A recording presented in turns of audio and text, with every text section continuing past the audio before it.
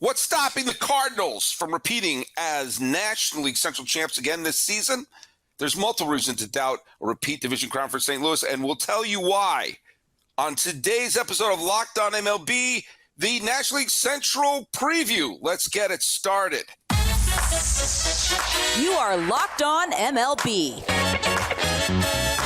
your daily MLB podcast. Part of the Locked On Podcast Network, your team every day.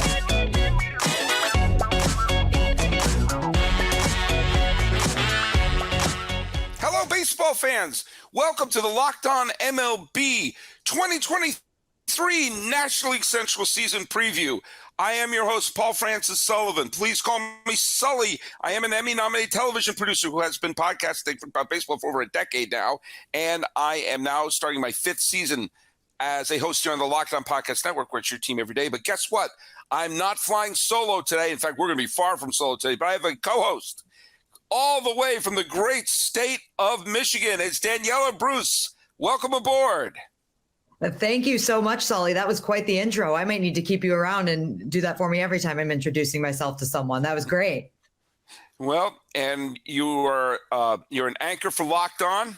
You're a broadcast reporter for the Detroit Tigers. You are here to help us get through the preview of the 2023 National League Central, a strange division, if I can, just before we let those other logical loops in here.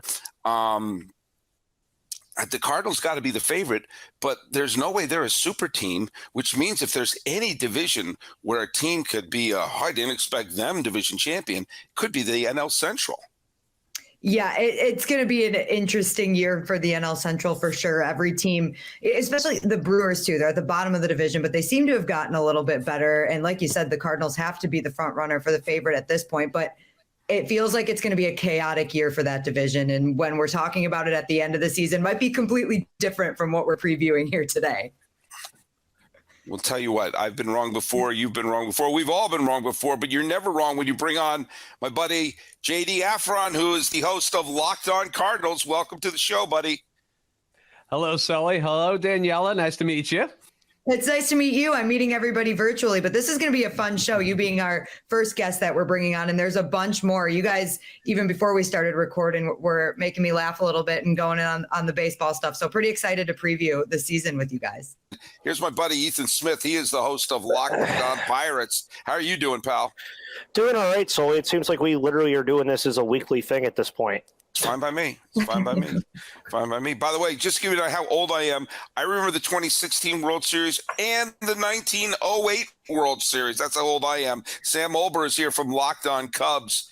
Welcome aboard, buddy. You're rebuilding the podcast just in a rebuilding year. Yeah, thanks for having me on, Sully. And I know you know that stuff because we had one of the great trivia. We did have a great trivia contest show, which remind me, who won the Cubs trivia? That would be you. That would be me. That's right. I won I forgot. That's right. I did win it. But hey, also coming in here from Locked On Reds. I'm old enough to remember a Reds championship. Steven Offenbecker of Locked On Reds is joining us. How you doing, buddy? I'm great. You know, I was also a younger kid in a car when the Reds last won a World Series. Although I have a feeling I'm much older than Daniela. I was a freshman in college, just to age myself then. But I'm not old enough to remember a Milwaukee World Series title. There was only one. It was in 1957 with the Braves. The Brewers didn't make the playoffs last year, but they could tell themselves they were only one game behind the eventual National League champion. Here's Chuck Freeman, the new host of Locked On Brewers. Oh, you got your 82 World Series there. I remember that. Harvey's Wallbangers, absolutely. Yeah, couldn't get it done against the Cardinals. Well, we started with the Cardinals. We opened with the Cardinals, so I think that is who we should pick on first, right? And the question that we're going to pick here is a little different. It's why won't the Cardinals win the Central? And I want your thoughts first, JD, but I think everybody could maybe chime in on this one if you have a thought. But what are their biggest issues heading into the season? Why won't they win the Central?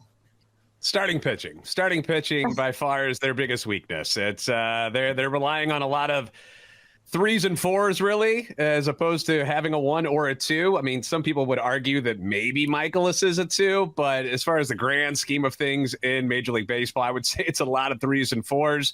And behind them, you don't really have a lot of guys who have any time in the major leagues. Like the next guy up is probably somebody who maybe has pitched in the major leagues 1 or 2 years. Like there's just not a lot of depth there. So if something happens to the 87-year-old Adam Wainwright, or something happens to the very fragile Jack Flaherty, or any of these guys, Steven Matz also, you can say he's very injury prone as well. Anything happens to these guys, they're in big trouble. When you had Molina as your catcher, it was like having a pitching coach on the field. And so and there's so many times the Cardinals I can't believe they're getting this kind of season from this mediocre pitcher. They're going to have to roll them bones to see if Contreras still has that Midas touch. Yeah, and everything we heard in the offseason that was kind of the weakest part of his game was actually being a catcher, like got a cannon of an arm back there behind home plate. But as far as receiving a game or being that defensive guy, let's be honest, nobody's going to replace Yadier Molina, the kind of catcher he was during his prime. We're not expecting Contreras to do that, but it would be nice if he improved a little bit on what he's done in the past as far as being a catcher. Offensively, he's superior to what we've had the last couple of years. But you're right, having or not having Yadier Molina back there, it's gonna be different. It's been 2 decades. We don't know what it's like. All right, well, look at one thing we know is the Cardinals are the favorite, but it's not necessarily because they're a juggernaut of a team. But lest we forget, for most of the year last year, the Brewers were in first place. What's the outlook for Milwaukee, which is probably the strongest contender against St. Louis this year? Yeah, when they traded Josh Hader, there went the season right there. The Brewer front office lost the clubhouse. They had a 3-game lead when they traded Hader, surprised everybody. And the Brewers are never the same after that. Their bullpen, without Hader right now, the last 2 months of the season last year, they blew like 16 saves in the last 2 months. They got great starting pitching. Woodruff and Corbin Burns, 2 excellent starting pitchers, 2 all-star caliber pitchers. But after that, the bullpen is suspect. And if Christian Yelich doesn't turn it around, this team's not going to contend at all. So a lot rides on Christian Yelich, and if that bullpen can hold up, and if they can get some starting pitching in the back end of that rotation. The Brewers have got to have like a little bit of a cloud over them if they don't get off to a great start, because you're going to see maybe Corbin Burns goes on the trade block. Maybe they're going to try to put 2 sticks of dynamite in this team and blow it up. They got to Game 7 of the NLCS in 2018, had the lead late in the wild card game in 2019, and we're better than the Braves going into that series. And they were up 1-0 and everything. Chuck, I just met you, and I'm just punching you in the face over and over again. I can't say this is the nicest way to say hello to you, but tell me your memories about blowing Game 7 of the World Series in '82. Well, 82, and you're right now. You're mentioning every bad nightmare. Oh, 2011 too. 2011 too. Yeah. 2011 too. Couldn't close it out against the St. Louis Cardinals, and 2018 couldn't do it against the Dodgers. But the Brewers are one of the more sorry franchises. Let's face it, the Brewers are one of the more sorry franchises in professional sports. They've been to 1 World Series in 53 years. So any punch to the face that they get, they've earned, because, and God bless the fans, because even though this franchise has been a pitiful mess for the past 53 years, fans have still come out there on a Sunday afternoon, filled up 42,000 for that bobblehead or whatever. But, they have not seen championship level baseball, and I'm talking World Series championship level baseball ever in 1 World Series. So I'm worried that this thing might go to the other direction. And you're right. If they don't get off to a good start by trading deadline, they might be moving Corbin Burns, who's got 1 year left on his contract. Hey, the NCAA tournament is heating up. We're going to have the NBA playoffs soon. We're going to have Stanley Cup playoffs soon. This is one of the best times to be a sports watcher and to be putting some money down. There's no better place to get into the action than FanDuel, America's #1 sportsbook. That's because right now FanDuel is giving new customers a no-sweat first bet up to $1,000. That's $1,000 back in bonus bets if the first bet doesn't win. Just go to FanDuel.com/locked-on and sign up today to claim your no-sweat first bet. Then you can wager on anything from the money line to point spreads to which team will be cutting down the nets. It's all in an app that's safe and secure and super easy to use. So don't miss out on your chance for a no-sweat first bet up to $1,000 when you join FanDuel today. Just go to FanDuel.com/locked-on to sign up. Make every moment more with FanDuel.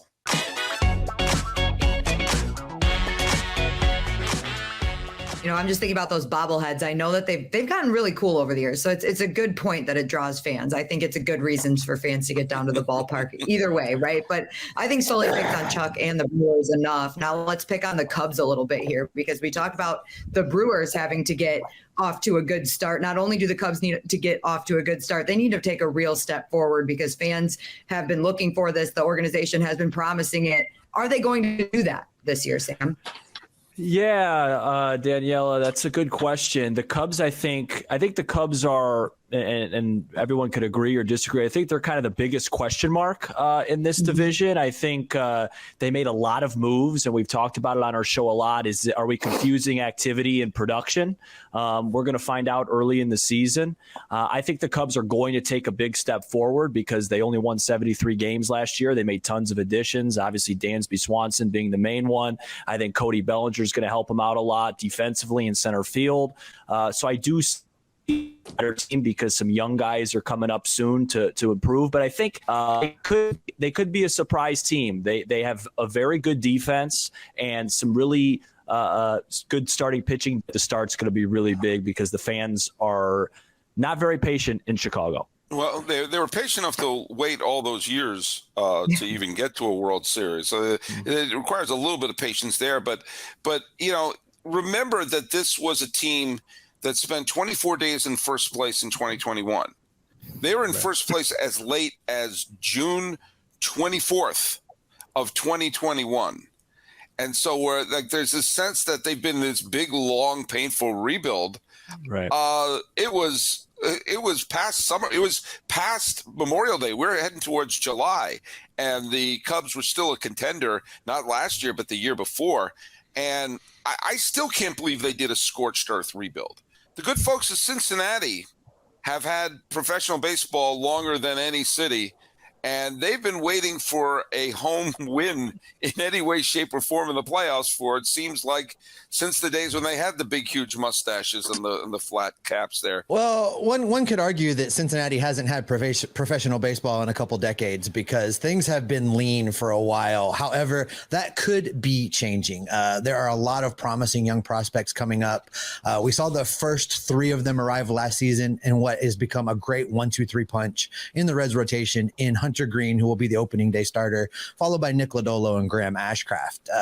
After you get past those guys, though, the pitching staff is in a bit of a shambles, and there are a lot of question marks. We are yet to learn who will be the number 4. We're yet to learn who will be the number 5 as far as the rotation goes. And what happens there will lead to a lot of moving parts and a lot of dominoes falling within the Reds bullpen. And outside of Alexis Diaz, there are no real guarantees for anybody that you can rely on down there right now. Now, that could change as guys like Tony Santillan come back from injury. Where we see Luis Cessa end up, whether it's the rotation or the bullpen, that'll make a difference. But the pitching staff is a big question mark. On the position player side of things, there are a lot more questions that need to be answered. Can Joey Votto scrape one more, outstanding season together, coming off of both rotator and bicep surgery? Father Time is undefeated, and eventually he's going to catch up with Joey Votto. I just hope that it's not this season. Jonathan India at second base looks great. He's dropped some weight. He's got back to his rookie of the year form. Looks like he's going to be able to deliver. Shortstop's a giant question mark right now with Jose Barrero and Kevin Newman. Third base, we're going to be starting a rookie with Spencer Steer, and then our outfield's a mess. We've got a left-handed combo of a platoon with Fraley Friedel and Will Benson. sharing time out there along with Will Myers. But after that, again, it's very thin with a lot of questions. So can Cincinnati challenge for the division? I don't know that I'm like my co-host Jeff in always taking the over and always being the uber optimistic one. But I do think this team can surprise, especially as we get further into this season and more prospects like Elly De La Cruz, like Matt McClain, possibly somewhere along the way, we'll see pitchers like Levi Stout, Brandon Williamson make their debuts as well. Cincinnati will be fun. It may not win 80 or 90 games, but they will be fun to watch. You know, you had mentioned Steer, you had mentioned De La Cruz, you had mentioned Marte. Like, they are loaded with young infield prospects on this team. And you got to wonder if one of these teams that have had like infield depth issues, or, you know, the Astros are going to go without Altuve for a little bit, could the Reds maybe fill in? You said their outfield is a mess. I mean, but you have an embarrassment of riches of young infielders. I mean, I'm not playing Ultimate GM on my phone right now. And by the way, be sure to download Ultimate GM. And play the game. But it seems like a no-brainer at this point that you'd want to take from, you know, the Spencer Steer world and see if you can flip one of them for an outfielder, or Mookie Betts it and see if one of them could actually become an outfielder. No, there's more than one of them that could become an outfielder. Matter of fact, Matt McClain played center field for UCLA when he was in college. He could make the move. Spencer Steer has played some corner outfield, not a lot. He had one game there in the minors, but he could play the position. There are moves to be made. We didn't even talk about CES, Christian Encarnacion Strand. He's been the best hitter in spring, and they've already sent him to minor league camp just because of positional challenges. The Reds are going to carry 3 catchers this year, which is making the roster fill out a little more challenging than it would be under normal circumstances. So will guys move positions? They're going to have to. If Elly De La Cruz comes and takes over that shortstop spot, there are a lot of guys that have to move. Noelvi Marte's already moved to third base. With Spencer Steer and Matt McClain's flexibility, I think you could see them become outfielders. And just talking about the fact that the Reds and the Pirates seem to be, you know, the division that were at the top last year. And do you think they can do more than play spoilers, basically, where we're going to go with this for Pittsburgh? And the Reds were included in this conversation a little bit too. So maybe we can get another answer from Steven. Well, you look at this team from what they've had the last couple of years to what they have now, and you look at a roster that actually has major league players on it. It's the first time in a while where, funny enough, me and Sully talked about this, that the idea of 500 baseball is not some crazy Narnia imagination at this point, because unlike we actually have starting pitching that has pretty good looks at it right now, with Mitch Keller, Roansy Contreras, Rich Hill, Vince Velasquez, and JT Brubaker, who all look really good. You return Andrew McCutchen. Chuck, thank you for taking care of him last year and the last couple of years. Very much so, by the way. We're happy that he's still healthy and be able to be back. So, Earth, Brian Reynolds is still here. You have O'Neal Cruz, who is one of the most polarizing players in baseball. Ke'Bryan Hayes is a Gold Glove winner eventually. He's going to beat Nolan Arenado for that award eventually, JD. I don't know when it's going to happen. But for the first time, it feels like there's actual optimism in Pittsburgh. For them to play spoiler, though, a lot of things are right. And the fact that our one left-handed option in the bullpen is already on the 60-day IL, I would go ahead and imagine that just based off of my life being 24 years old and watching this team play my whole life, everything going right. So, I mean, they could play spoiler, but a lot of things would have to go right in their favor for it to happen. I think the thing that would help the Pirates the most is really if two arms, a veteran and a young arm, come to fruition. If let's say Hill has a solid season and one of their young pitchers is taken under his wing, and you have 2 decent pitchers on the staff, then I think that's why I think 500 is within reach, because that's not an outlandish thing to ask. It's for 2 pitchers to have a decent year in your starting pitching staff, because I do think they've got talent in their lineup. I do think there's a lot of young players, and like their brethren in the 1979 World Series, we saw what happened with Baltimore when finally you have all these young players gel and suddenly, not put together a pennant winner, but at least put together a major league product on the field. I'll be honest. Every time we go, the Brewers are in Pittsburgh. Every time we have a series in Pittsburgh, fans in Milwaukee are shaking their boots because I feel like Brian Reynolds is in the lineup 3 times, and he's always coming up with a clutch situation. And going to Pittsburgh, there's nobody at the games, but it's like it's a trap. The Brewers go there, and it's a struggle for them. And if they do win, it's amazing. But I don't know. I think it's hard to say this, but it's funny to say this. But the Pirates, for the Brewers, like one of those feared teams in the division, because you never know what to expect when you go to Pittsburgh. Nope.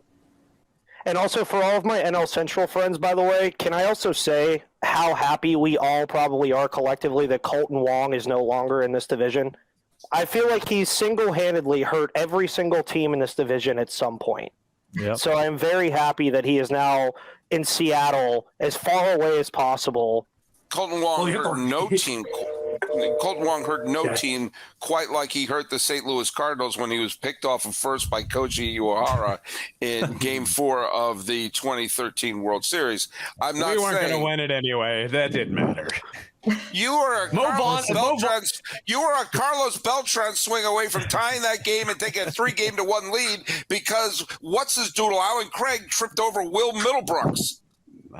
Here we go. That was all Boston. It was they were fine. It's okay. And listen, I feel compelled to just defend Colton Wong a little bit. That's a Big Island boy from here on the Big Island of Hawaii, where I'm at. I announced his little league games, guys. He was mashing homers at age 10 and 11. So I'm always happy to see Colton Wong have some success against everybody but Cincinnati. All right, let's take a minute to talk about the Ultimate Baseball GM. My whole life, I've wanted to run my own team, and I used to do it with baseball cards and Stratomatic and video games and fantasy baseball, but nothing is easier, more fun, and more thorough than doing the Ultimate Baseball GM. And I love our new partner and the sponsor of today's episode. My team, they're the Honolulu Waves, and we're off to a rough start right now. I didn't do the best job of putting together my team, but I got players in the minor leagues who can call them up. Honolulu's going to win this. And that's the deal. You can create your own team, managing your own professional franchise for baseball, and it's a dream come true. Play as you want and whenever you want to. And now, Locked On MLB listeners get a 100% free boost to their franchise when using the promo code Locked On in the game store. The Waves need that. So make sure to check it out. To download the game, just visit probaseballgm.com, scan the code, or look it up in the App Store. That's probaseballgm.com. Ultimate Baseball GM. Start your dynasty today.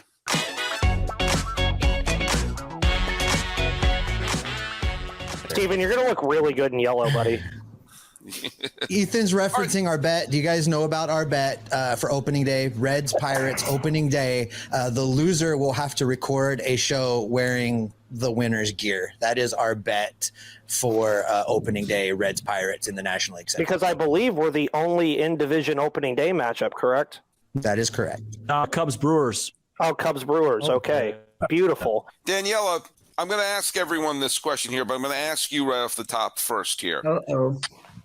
Your pick to win the division, and we're going to take the Cardinals off the table. I think the Brewers might have a good shot. I would too, and I totally think the Brewers, because of their decent pitching, have the best chance.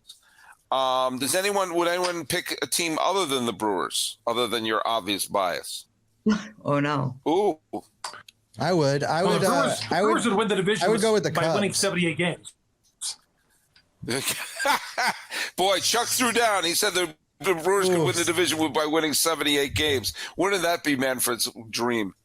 Steve, you say the Cubs. Tell me your reason. Yeah, I say the Cubs because I believe Milwaukee's going to conduct a fire sale sometime in this season. I think they're going to start offloading people. I think that they have recognized the fact that they have alienated Corbin Burns beyond repair. They're going to move him. And if you're going to move him, you might as well move the rest of your parts and rebuild. So I think that'll happen sometime this season. I think that creates an opportunity, if we can't take the Cardinals, to say the Cubs could probably sneak in there? Yeah, I agree with Steve. I mean, I would lean Brewers, but I think the Brewers, if that, we're doing if no Cardinals, if a Brewers fire sale. Well, we got the and the good news, Sully, is that if all of the other teams quit playing baseball, Ethan and the Pirates could win the division. Well, that's what I'm saying. I mean, you have 4 teams that could be rebuilding. And it's not that the Cardinals are the 1927 Yankees here. That's one of the things that blows my mind about these other teams in the division. It's like, seriously, you're going to let the Cardinals, who I'm the 4th starter on, run away with the division entering the year? Well, So is that more a problem of baseball or us, the remaining teams in the division outside of the Cubs, Remaining who are teams in big the markets, division. but sometimes are a Completely. small market team? Right. Remaining to the Padres and everything. They taught you can spend money. 4 yeah, teams small are market San rebuilding. Diego. Yeah, and Chicago is a small market, I grant you. If we're eliminating the Cardinals solely, let's just take it back a decade or two and give it to the Astros. They can have it on top of the AL West. They can have the NL Central crown like they used to try to do when they were a bottom feeder like Pittsburgh, which everybody forgets, by the way, that Pittsburgh and Houston used to literally go back and forth through the early 2000s as the last team in the NL Central every single year, and it never changed.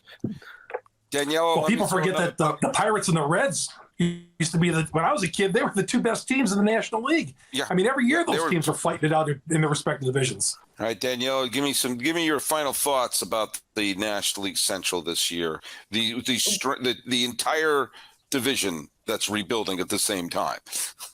Yeah, well, no, we're not. So one of the questions that was kind of posed to me, and I'm sorry, guys, I'm going to apologize in advance, was which division is the worst in baseball this year? And I had to think about it because I love the Tigers, right? But they're also in a pretty bad division in the AL Centrals when you look at both of the Centrals right now. So I think it's going to be an interesting division in the sense of we talked about St. Louis being the front runner for us, but how does the rest of that division shake out? Is there somebody that can play spoiler? What are the Brewers going to do? So it's one of those divisions that it feels like we know what might happen with St. Louis, but we might be shocked at what happens at the end of the season. We might come back and do a recap, and everybody might be wrong about exactly what happened in that division and who the front runners were, aside from St. Louis. So even though I don't think it's a very strong division this year, I think it's an interesting one to keep your eye on and see what happens and how things shake out throughout the season.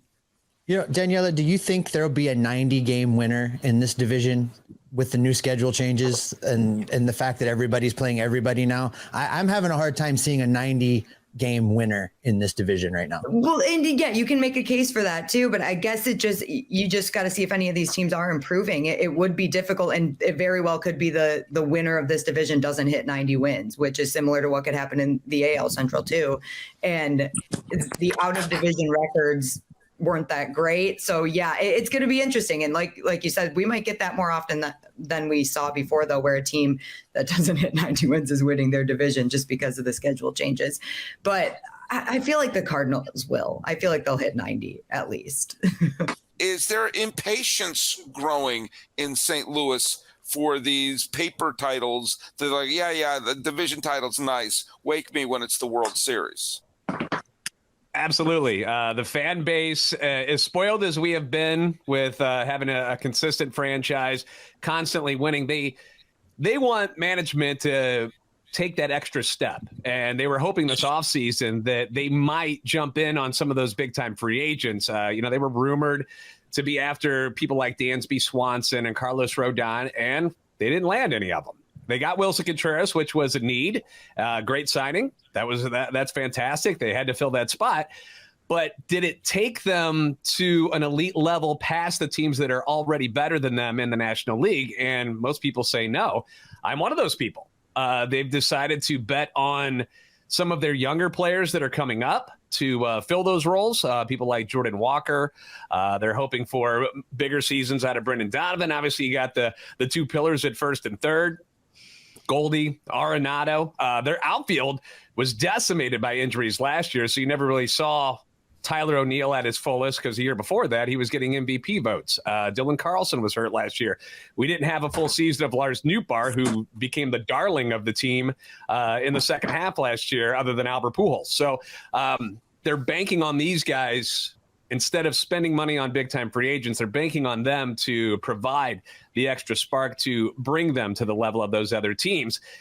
We don't know if it's going to happen. That's the biggest question mark outside of the starting pitching is, are these guys going to be able to take them to that next level and actually win a playoff game, which is something they haven't done in a while. This has been the Locked On MLB 2023 National League Central preview. I am your host, Paul Francis Sullivan. Thanks so much, Danielle Bruce, and everyone here. You are Locked On MLB, your daily MLB podcast. Part of the Locked On Podcast Network, your team every day.